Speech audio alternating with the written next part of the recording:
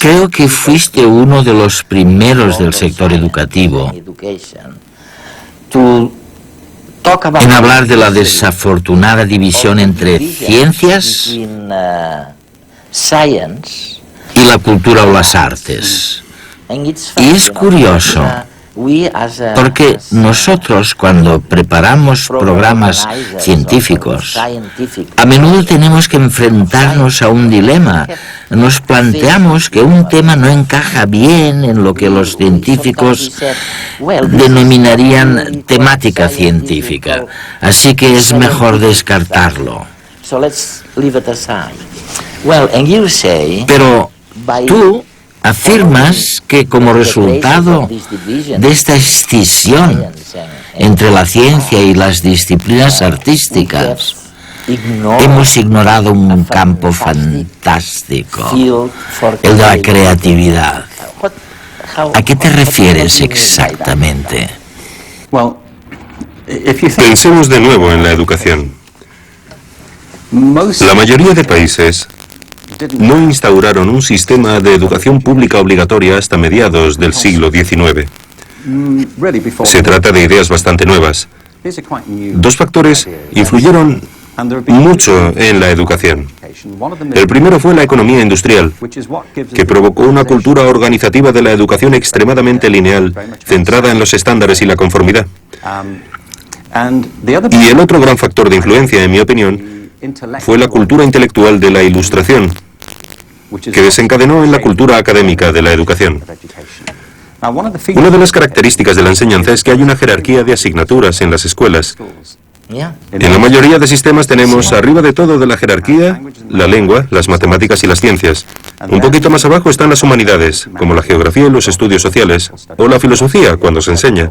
Y debajo de todo están las disciplinas artísticas. Hay poquísimos sistemas educativos, no conozco ninguno de hecho, que enseñen danza con el mismo rigor y sofisticación con el que se enseñan matemáticas. ¿Por qué hay esta jerarquía? Muchos te dirán, es evidente, tiene que haber una jerarquía. ¿Pero por qué? Creo que hay dos motivos. El primero de los cuales es económico. Se cree que las materias que están más arriba en la jerarquía son más relevantes para el mundo laboral. Para encontrar trabajo. Sí. Y te encuentras con afirmaciones como, no te dediques al arte, jamás serás un artista ni te ganarás la vida con el arte. No hagas música, es muy difícil salir adelante como músico. Así que un argumento es claramente económico. Pero lo interesante es que nadie te dice, no te centres en las matemáticas, nunca serás matemático, ni tampoco, olvídate de la química, jamás serás químico. Esto se debe a que en nuestra cultura intelectual existe una asociación entre las ciencias y cierto tipo de conocimiento objetivo. Se cree que al trabajar con las ciencias, se trabaja con hechos y certeza, que son las cosas que marcan diferencias en el mundo, mientras que las disciplinas artísticas se asocian con los sentimientos y la expresión personal, por lo que están muy bien para entretenerse, pero no son importantes para la economía. La Ilustración y la Revolución Científica crearon un modelo de inteligencia y conocimiento que ha imperado en nuestra cultura. Desde entonces, el arte se ha asociado con la corriente del romanticismo del siglo XIX, con la expresión de sentimientos. Y creo que es un problema enorme, porque esto ha disociado el intelecto de la emoción. Y hemos pasado a considerar ambas cosas como separadas, en detrimento tanto de las artes como de las ciencias. La creatividad ha pasado a asociarse con lo artístico y no con lo científico, porque se cree que la creatividad tiene que ver con la expresión individual de las ideas. Yo propongo, entre otras cosas, retomar una concepción de la creatividad que nos devuelva la relación entre las disciplinas artísticas y científicas, puesto que ambas salen perjudicadas de la separación. Mientras hablabas, pensaba en el patrón que sirvió para establecer que alguien estaba en la parte adecuada del conocimiento, lo que llamamos el cociente intelectual. ¿Por qué demonios hemos creído durante tanto tiempo que la medición del coeficiente intelectual era importante para la vida económica? ¿Por qué? El cociente intelectual fue una de las nociones que surgió del crecimiento de la psicología y la sociología, de los intentos de aplicar las mismas características de las ciencias físicas a las personas. Lo importante es que había dos fuerzas. Por un lado, un verdadero espíritu de investigación, para ver si podíamos medir la inteligencia igual que medimos el movimiento de las mareas, pero también coincidió con el crecimiento de la educación pública, que requería una manera eficaz, rápida y objetiva de caracterizar a las personas para poder educarlas. Se necesitaba saber, en cierto modo, si tenían una inteligencia normal, inferior a la media o extraordinaria. Alfred Binet, cuando creó el primer test de inteligencia en París, estaba interesado en los niños con necesidades educativas especiales. Para descubrir cuáles eran sus necesidades, necesitaba tener una idea de cuál era la capacidad media. Este era el objetivo inicial. No obstante, los test de inteligencia se volvieron fundamentales para la categorización de alumnos en las escuelas públicas, pero también para la selección en el ejército. Se han convertido en un mito, me parece. Han pasado a formar parte de nuestro léxico cultural como si fueran objetivos. Una de las organizaciones más importantes que hay es Mensa, la organización de personas con cocientes intelectuales altos. Y me parece estupendo, no voy a criticar a Mensa, pero me planteo si esto es así realmente.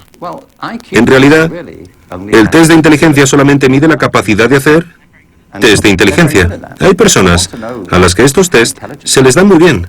Si queremos saber lo inteligente que es alguien, por lo menos deberíamos aceptar que la inteligencia entraña mucho más de lo que se puede medir en un test de inteligencia. ¿No deberíamos incluir también otras preguntas? Como por ejemplo, ¿sabes componer una sinfonía? ¿Sabes interpretarla? ¿Gestionar un negocio de éxito? ¿Sabes bailar? ¿Sabes escribir una poesía que conmueva a los lectores y les haga llorar? ¿Tienes empatía? La empatía, sí. Si el ser humano solamente tuviera las habilidades que se miden en los test de inteligencia, la mayor parte de la cultura humana jamás habría existido. Yo no querría vivir en un mundo así. ¿Tú sí? No. Tenemos una visión de la inteligencia muy reduccionista.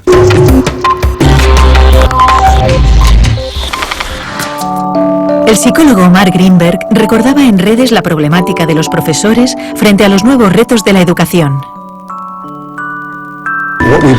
Hasta ahora lo que hacíamos con los profesores era presionarlos, muchas veces, para que se centraran únicamente en lo académico, solamente en la lectura, las matemáticas y las ciencias. Y en eso se han convertido, en profesores de lectura, de matemáticas y de ciencias. Pero la mayoría de profesores eligieron la profesión porque querían llevarse bien con los niños. Les gustan los niños y quieren pasar tiempo con ellos, educarlos, prepararlos para la vida. Y conforme se lo vamos permitiendo y les brindamos más habilidades para hacerlo, descubren que disfrutan mucho más enseñando. Para Richard Gerber, el valor de la educación está en el camino, no en la meta. En cierto modo hemos olvidado que lo bueno de la educación está en realidad en la experiencia, en el momento, en la alegría de descubrir algo, en la satisfacción de tener una pregunta y poder buscar una respuesta, y no necesariamente en la propia respuesta. Creo que muchos niños y muchos profesores en el sistema educativo se sienten frustrados porque, por culpa de las presiones y la obsesión por los resultados, la magia del viaje se ha disipado. Me parece que este es el motivo por el que cada vez hay más niños que abandonan los estudios enseguida que pueden, porque no ven en ellos ninguna pasión, ninguna emoción. Y es a raíz de esta fijación con el destino final que ignora la alegría de lo que pasa por el camino. Pero, ¿cómo voy a estar atento en clase? Datos y datos, fórmulas, información... Si ya no me acuerdo de lo que estudié el año pasado. Que si la capital de Ecuador es Quito... Pero estoy seguro que eso está en Google. Me parece que nos enseñan igual que antes. Nos educan igual que a mis padres y a mis abuelos. Y a los padres de mis abuelos. Así es difícil estar motivado. Ahora se ha puesto de moda decir que tenemos TDA, porque creen que no atendemos en clase. Algunos niños sí que tienen un problema. y les dan pastillas. ¡Todo pastillas! Pero a otros lo que nos pasa es que estamos muy aburridos. Porque con las cosas que nos gustan podemos pasarnos horas y horas.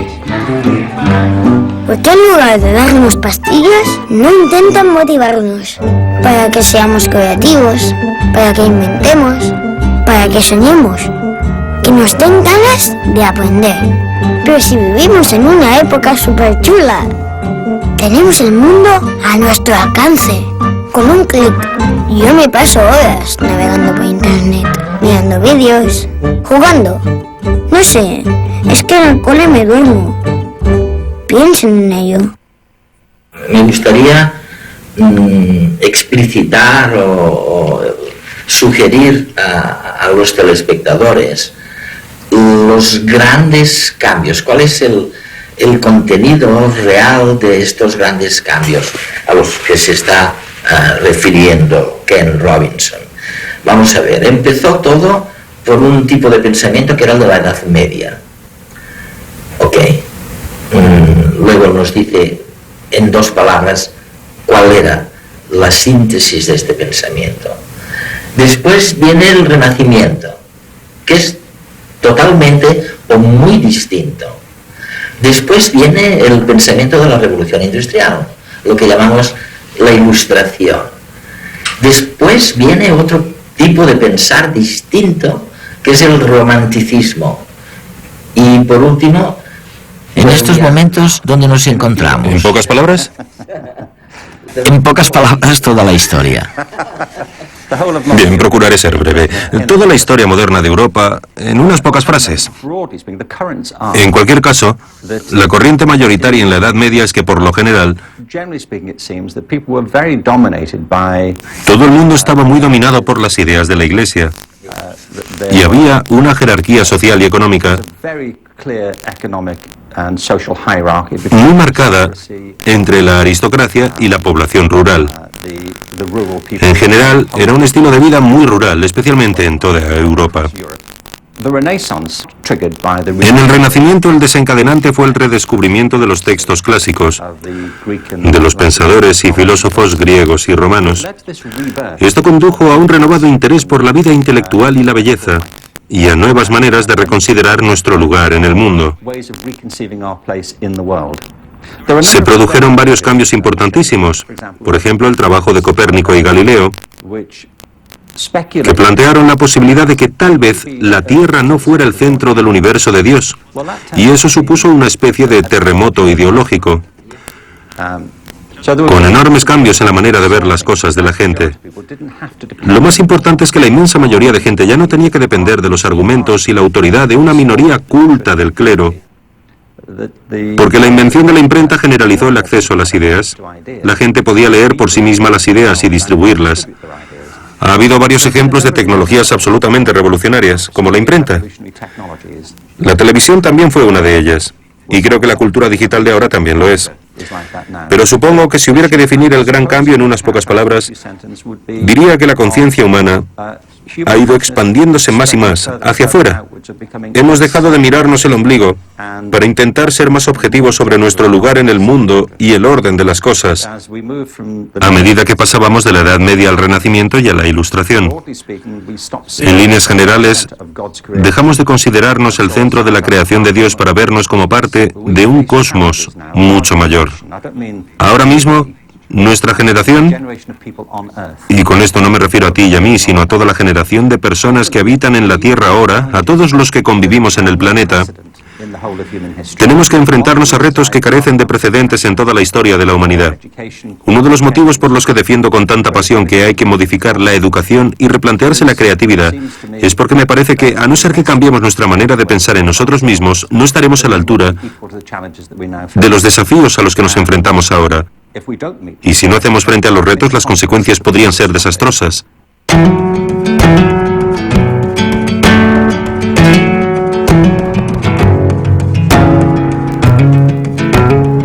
Si no estás dispuesto a equivocarte, nunca llegarás a nada original. Ken Robinson.